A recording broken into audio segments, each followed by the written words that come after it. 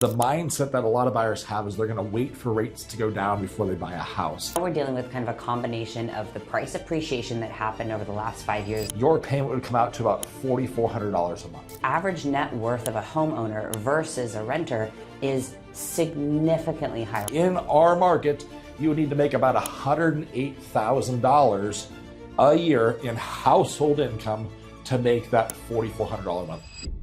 Let's face it, affordability is one of the biggest concerns for home buyers right now, and it has been for the last couple of years as well. The question that we're getting asked every single day is, can I actually afford to buy with where the market rates and prices are actually at? And we wanted to walk you through kind of the answer to that question and share with you a bunch of information that can help you make a better assessment into whether buying makes sense for you and if you think it's something you could actually afford to do. So let's jump right into it. We're Mike and Rachel Novak, Novak Real Estate Team right here in Snohomish County. We helped about 1,500 families in the last 8 years make a move, whether buying or selling. If you're thinking about buying or selling, definitely reach out to us. We want to have a conversation with you. But back to the topic of the day.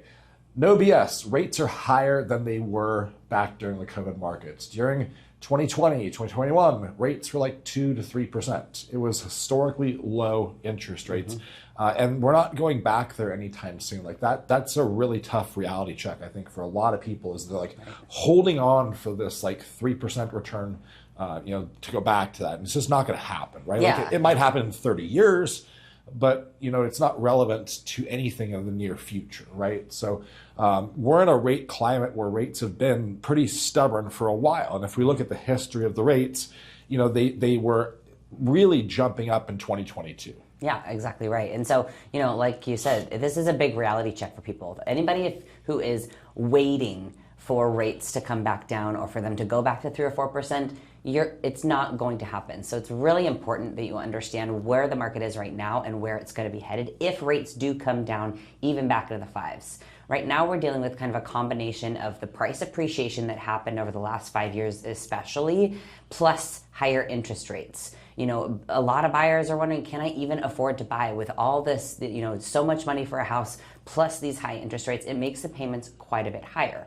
So what we've typically seen is, people are constantly weighing buying versus renting. What does that look like? Does it make sense to buy? Does it make sense to rent? And the answer is, honestly, whatever is best for you.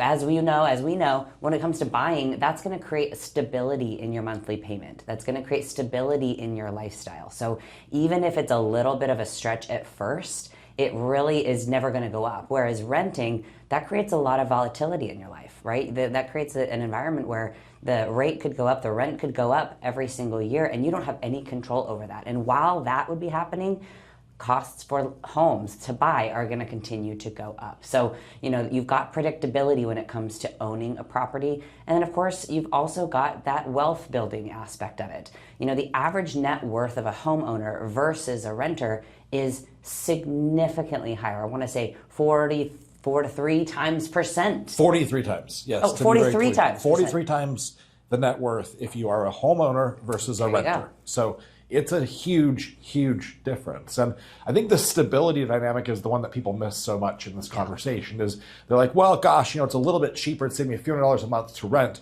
But what is that costing you to get that, right? And it's costing you stability. Like you said, you could be subject to rental increases, right? You're at the mercy of your landlord increasing the rent. You don't have the predictability of the same monthly payment. Exactly. If you got kids, you got the risk of moving your kids around from school district to school district, changing friends every year. We know how hard that can be on kids as well. So stability, I think, is still one of the most important dynamics when you're doing that assessment of, should I buy a home or am I comfortable renting and having less predictability? Yeah, good point. Excellent point. We wanted to kind of share with you some of the math behind buying a house in our market right now. So I've got a scenario for you. Let's say that you bought a $625,000 house, which is not really that expensive of a house in our market. Our average home price is about $900,000. So this is a significantly less expensive than the average home, but it's still a decent house. Like, this is going to get you something in Marysville, in Arlington, something like that. That's going to be like 1,800 square feet, right? Yeah, exactly. So it's a nice house. It's not going to be fully updated, but it's going to be totally livable, right? If you put down 10%, when you're paying the property taxes, when you're paying the homeowner's insurance, and you're paying the interest, your payment would come out to about $4,400 a month. Okay?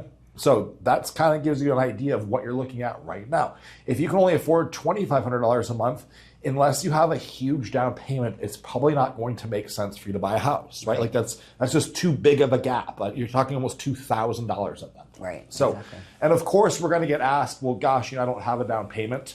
What would it cost if I put zero down? And there are some great zero down loan programs. Most of our first-time home buyers use these programs. And if you put zero down on the $625,000 house, your payment would be just a touch over $5,000 a month. And that's including property taxes, insurance, all of those things out the door. So it's not a small payment by any means. No, it's not. Right? But again, you're buying stability. You're buying the fact that payment isn't going to go anywhere for the next 10, 15 years if that's where you choose to live for that long.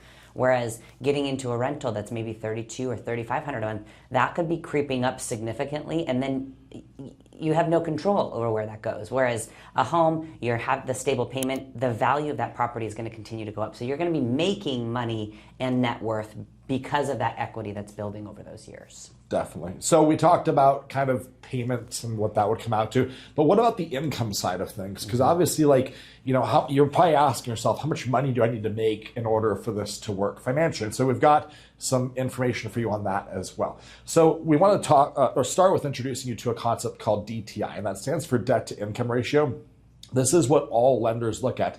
And this is basically the totality of all of your monthly debt payments, your credit card payments, your car payments, your proposed mortgage payment versus your income. And most lenders want to keep you at 50% or less. Some loan programs can go up to 55 or 60%, but that is spending a lot of money on just revolving debt or your monthly payment that's for your mortgage. So it starts to get pretty uncomfortable for most people. So I always coach my clients like that 40 to 50% range, especially if you're younger, because you're going to make more money the further you get into your career, could make a lot of sense. All right. So just keep that in mind. You're looking at not just the mortgage payment, but you're looking at the totality of all of your monthly payments, the car loans, the student loans, the credit cards, all of that stuff needs to come in at or below 50%. Okay. So in our market, you would need to make about $108,000 a year in household income to make that $4,400 a month payment. That's putting 10% down at $625,000, right? So not a small income, right? You'd probably need,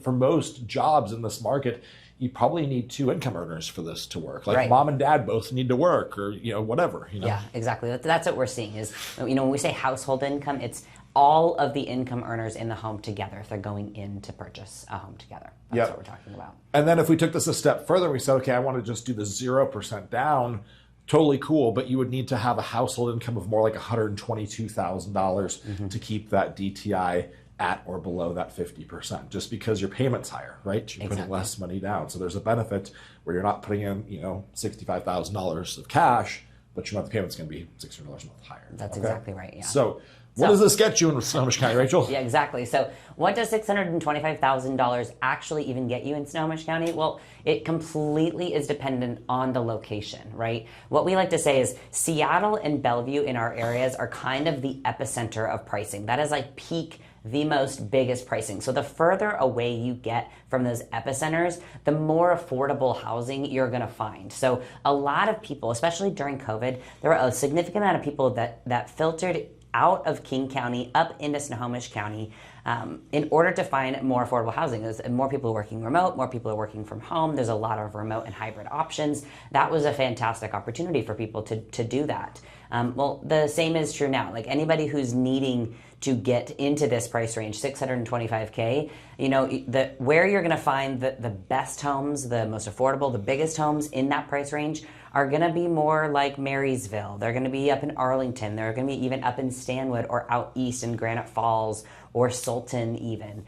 Even places like Everett, Lake Stevens, Monroe are kind of mini epicenters is what I'd call them. So they're kind of like the next biggest markets, the areas where, average price homes are going to be more in the 700,000 or 800,000. So if you're really wanting to stay within that budget, what you're having to give up essentially is proximity to the city. You're having to move out a little bit further, having to be okay with commuting if you're working in those cities. That's going to be really important. Yeah, it's kind of like drive a little, save a lot. Exactly. You know what I mean? Like as you get closer to like the Bothell, Snohomish areas, So prices really start to go up. Like Yep. Linwood, I mean, you're talking north of $1 million on average home prices in those areas. Monroe is kind of quickly catching up with that as well. So we got a couple creative solutions for you. You know, obviously we help buyers navigate these challenges every single day. And these are two of the most common ways that our clients are getting past this affordability challenge right now. First of all, like obviously if you work at like Amazon, Facebook, Boeing, in a lot of cases, like many of our clients, you probably don't have the income issue, right? Like you make great money, your household is making $200,000 or $300,000 a year, not even really a thought for you, right? If you're in that camp, this is not even like a pain point that you're feeling at the moment, okay? But if you're not, then possibly buying with like mom and dad and living together is definitely something you should consider looking at. That's where you start seeing like the basement type floor plans make a lot of sense. Mom and dad go downstairs, the kids are up top, if that makes sense.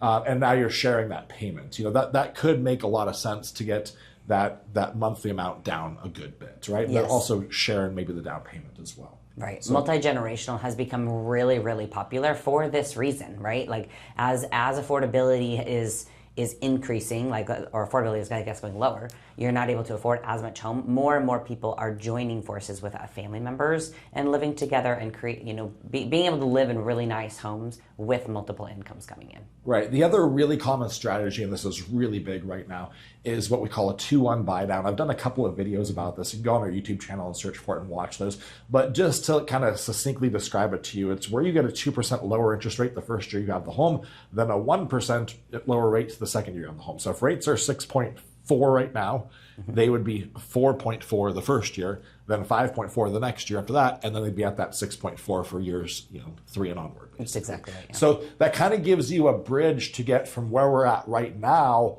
on interest rates to a lower interest rate climate. None of us have a crystal ball. We don't know when the rates are going to go down. There's a lot of news and speculation about them coming down here very, very soon.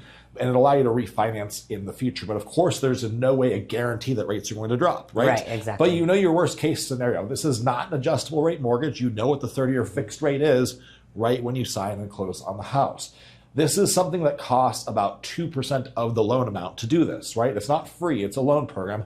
But a lot of the deals we negotiate right now, we're getting the sellers to pay this for our buyers. Yeah, right? And I think that there's really, especially right now, like when we're filming this is September 2025, and if we believe that there's probably a window over the next 3 or 4 months that this is still going to be a great option for buyers, for a lot of sellers to be doing this. If interest rates do go down even more, even slightly, or touch the 5s, it's very likely that the market is going to go very competitive again, and sellers aren't going to be willing to do as many concessions. So the window could be closing on having that as an option for the seller to buy you that rate buy down. Yeah, and the last thing that I want to leave you with here before we wrap this up is the mindset that a lot of buyers have is they're going to wait for rates to go down before they buy a house. And this is not the best line of thinking. The interest rates and the home prices actually work in opposition of one another, okay? They don't go together. So when rates go down, home prices actually go up. It's just proven in history. If you go look at all of the data for our market and the country, when rates go down, prices consistently rise. Inventory goes away. When inventory goes away, prices go up. So this 2-1 buy down is a way that you can buy at today's prices, and then you can refinance later when rates drop down. Kind of get the best of both worlds, if that makes sense. That's exactly right. You can still buy a home. There's lots of creative ways to do it. You need, obviously, a fantastic real estate agent that understands the ins and outs of all of these programs and all these things that we're talking about. And then, of course, a great lender as well. So, but the goal of home ownership, the American dream of it, is still totally alive and well. It's just a little bit harder to get than it was, say, 10 or 15 years ago. That's exactly right. So if you're determined to make that transition from being a renter, from having that volatility in your potential rent amount going up every year and having no control over that, there are, as we've kind of discussed, there are some massive benefits to doing so. So, reach out to us to learn more about any of these programs we've talked about the market, about strategy, about areas that you're interested in. We've helped over 1,500 families in the last 8 years make a move in Snohomish County and all over the Pacific Northwest. So if you're interested, go to meetthenovaks.com, learn more about us, and reach out. We would love to help.